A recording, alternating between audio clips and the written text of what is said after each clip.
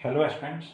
देखो, properties of fluids जो chapter है उसमें Bernoulli's theorem most important topic है। देखो, सिंपल वे में समझो।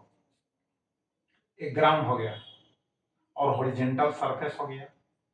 वेरिंग क्रॉस सेक्शन का ट्यूब लिया गया है। वेरिंग क्रॉस सेक्शन का मतलब देखो, इस क्रॉस सेक्शन का एरिया देखो, इस क्रॉस सेक्शन का एरिया देखो, है ना।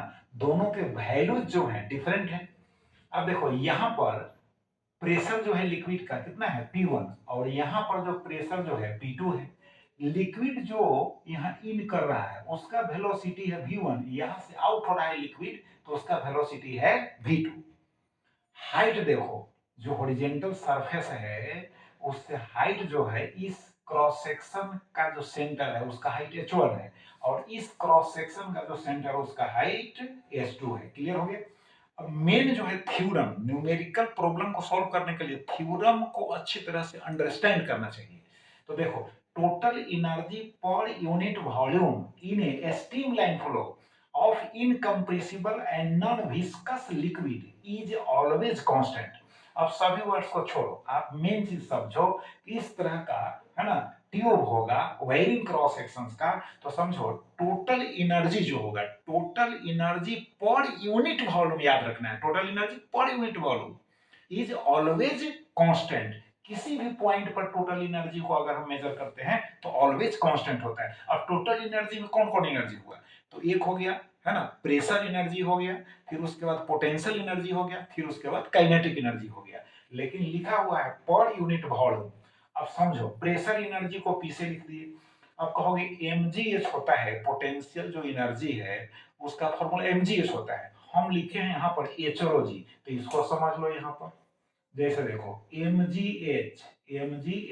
अब मास इज इक्वल टू क्या होता है, बार बार हम कहते हैं लिक्विड से रिलेटेड जो भी क्वेश्चन आएगा उसमें मास डायरेक्ट ना देकर डेंसिटी दिया हुआ रहेगा। तो मास इज इक्वल टू क्या होगा, डेंसिटी इंटू वॉल्यूम। तो डेंसिटी हो गया, रो हो गया, अब वॉल्यूम हो गया, ठीक, भी हो गया, मास के जगह पर हो गया। यहाँ बात समझ में आ रही ना, मास के जगह पर हो गया, और जी है, और उसके बाद एच है।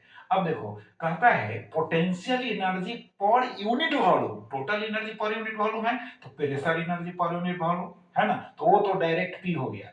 Potential energy per unit volume, तो अब क्या करेंगे, mgh अपॉन होगा भी, वॉल्यूम से डिवाइड करेंगे तब ना पर यूनिट वॉल्यूम होगा। तो फिर v से जब डिवाइड करेंगे तो रो v ji H divided by हो गया, v कैंसिल हो गया, तो दिस इज इक्वल टू हो गया रो जी एच। तो potential energy per unit volume हो गया रो जी एच, और एच रो जी भी बोल सकते हैं, एच रो जी लिखे भी हैं।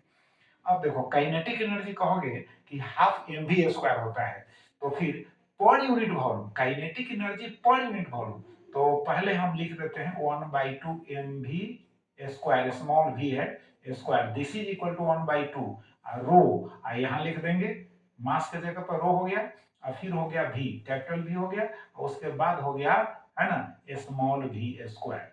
अब पर यूनिट वॉल्यूम तो 1/2 एम वी स्क्वायर, अब बाई होगा भी, ये हो गया पर यूनिट वॉल्यूम, तो दिस इज इक्वल टू हो जाएगा 1/2 रो होगा, यहाँ कैपिटल भी होगा into small V square, velocity है, डिवाइडेड बाय वॉल्यूम, तो वॉल्यूम वॉल्यूम कैसे, तो हाफ रो वी स्क्वायर होगा कि नहीं।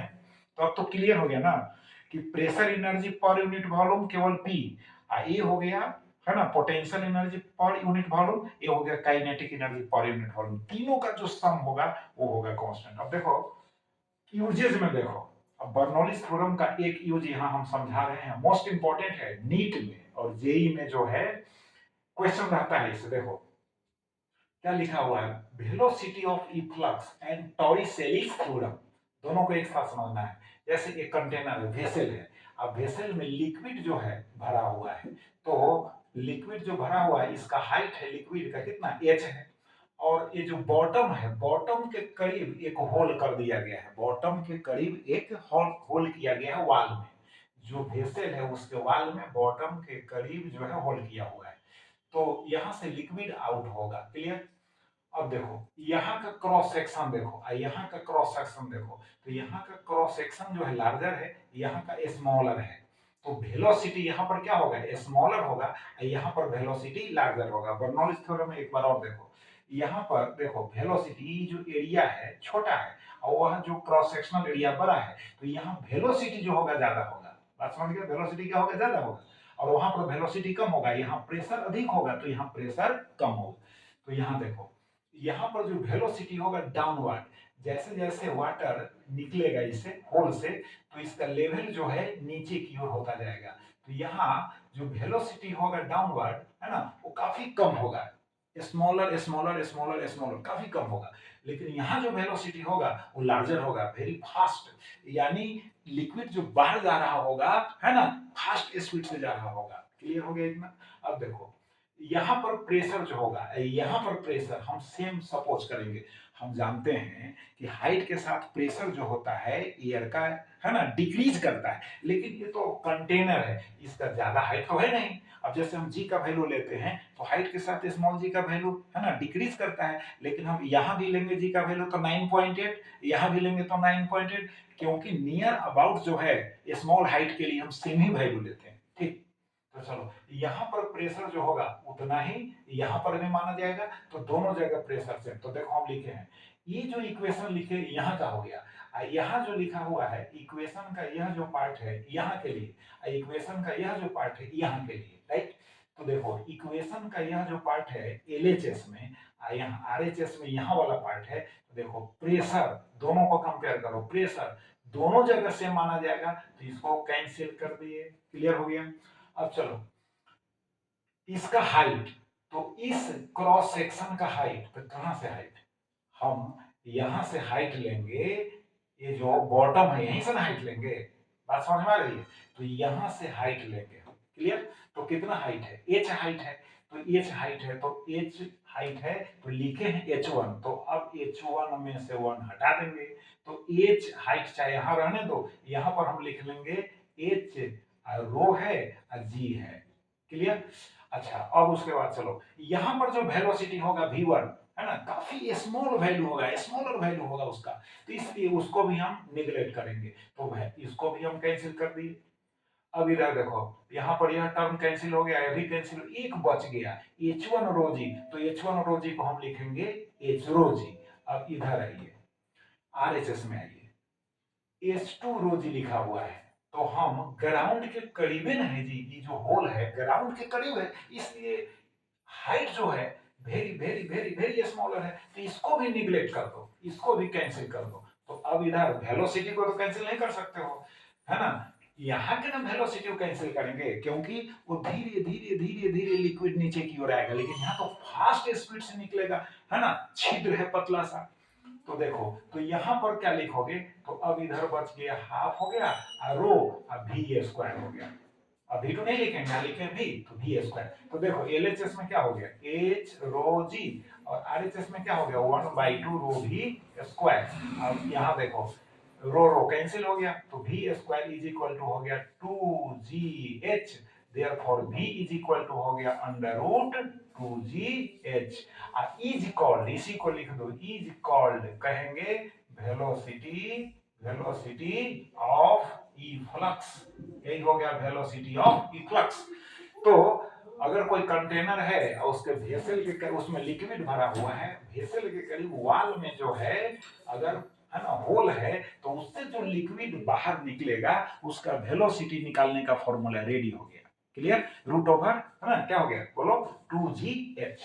अब देखो टॉरिसेल थ्योरम कहता है कि उतने ही हाइट से, अगर हम h हाइट से अगर किसी ऑब्जेक्ट को, है ना, ड्रॉप करते हैं, अब यहाँ पर एक ऑब्जेक्ट है, समझ गए, यहाँ पर एक ऑब्जेक्ट है, अब इसको हम छोड़ देंगे, यहाँ पर इनिशियल वेलोसिटी क्या होगा 0, हाइट कितना h, ये ग्राउंड हो गया।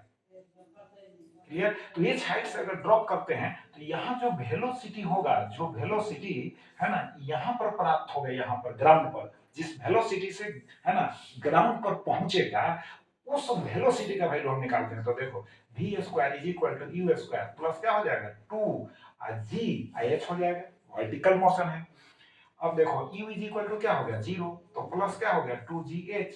अब देयरफॉर हो जाएगा v इज इक्वल टू हो जाएगा कितना, रूट ओवर कितना हो जाएगा 2gh। देख लो, तो h हाइट से, देखो h हाइट से अगर किसी ऑब्जेक्ट को हम ड्रॉप करते हैं, ऑब्जेक्ट फ्रीली जो है मूव कर रहा है, अंडर एक्शन ऑफ ग्रेविटी। तो ये फ्रीली जब मूव करता हुआ नीचे आ रहा है अंडर एक्शन ऑफ ग्रेविटी, ऐसा नहीं कि ऑब्जेक्ट को हम है ना हाथ में होल्ड करके पकड़ कर नीचे की ओर ला रहे हैं, वो फ्री है ना मूव कर रहा है। तो फ्रीली अगर मूविंग करते हुए ऑब्जेक्ट ग्राउंड पर आएगा तो किस वेलोसिटी से पहुंचेगा, तो v इज इक्वल टू होगा रूट ओवर 2gh। कब, जब h हाइट से आएगा तब। इसी को हम कहते हैं टॉरिसेलिस थ्योरम, कि यह जो वेलोसिटी है, यहाँ भी तो वही वेलोसिटी है, दोनों को कंपेयर करेंगे तो कहलाएगा टॉरिसेलिस थ्योरम। तो बर्नौलीज थ्योरम हम समझा दिए, फिर velocity of efflux and Torricelli's theorem. अब नेक्स्ट वीडियो में जो है नेक्स्ट जो यूज होगा उसको समझाएंगे, फिर उसके बाद मोस्ट इंपॉर्टेंट जो न्यूमेरिकल प्रॉब्लम्स हैं एससी वर्मा साहब से समझा देंगे। Thank you.